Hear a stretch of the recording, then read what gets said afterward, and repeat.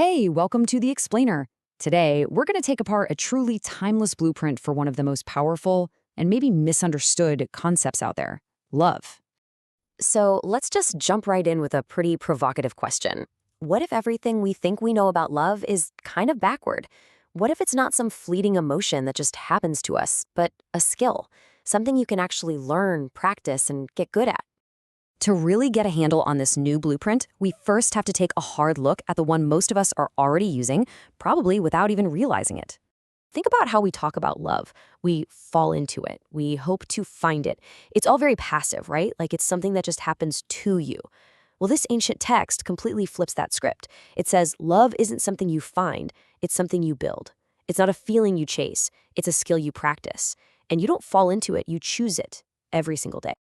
Now, where does this blueprint come from? It's from this incredibly powerful passage.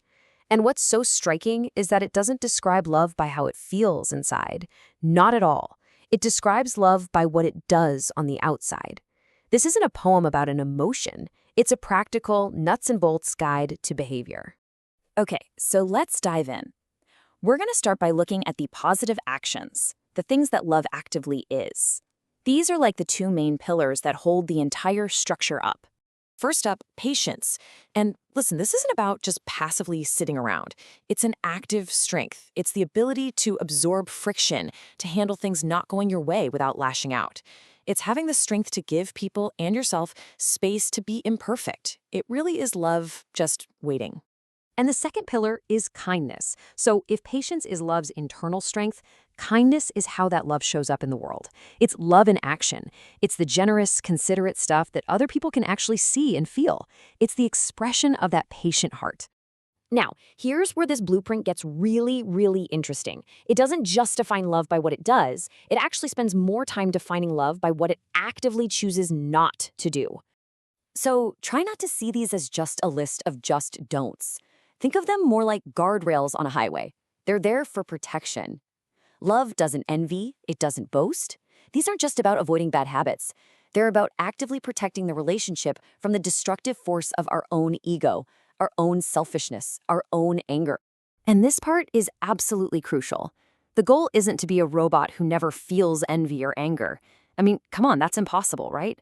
The real skill is feeling those things start to bubble up inside you, and then making a conscious choice not to act on them. It's deliberately putting the relationship ahead of what your ego is screaming for in that moment. All right, let's get to the final part of this definition. This is where we see how that unshakable foundation gets built, the part that allows love to actually last. This is where love gets its incredible strength. This lays out a brilliant four-part commitment that gives love its resilience. It always protects. It always trusts, meaning it gives the benefit of the doubt. It always hopes, looking toward a better future. And it always, always perseveres. It just doesn't quit. This is the engine of love, the part that keeps it going when things get tough.